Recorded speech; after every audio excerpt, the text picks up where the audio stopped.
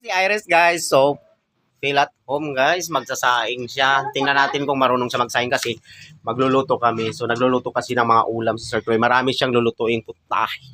So si Iris is magluluto lang guys. Ayan, ito yung mansion ni Jose Rizal. Ay, mansion ni Sir Troy pala. Ayan, naka-aircon pa oh. Tingnan nyo, ang yaman talaga oh.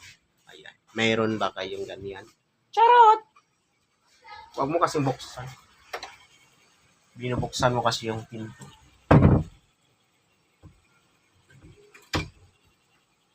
Ayan guys. So maraming food. Ang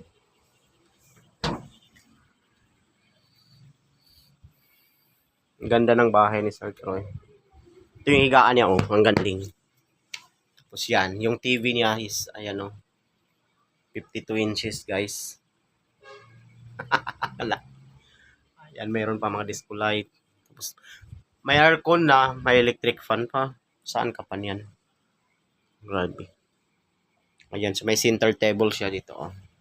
Flower center table. Ayan, may speaker siya.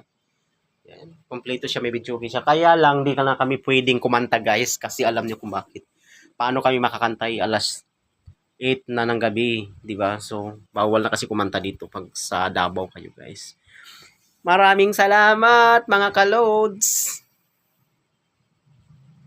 Ang dami niyang biniling mga karne para lutuin guys kasi pumunta nga kami dito para makikain, di ba? Ayan si Iris, oh, tingnan niyo.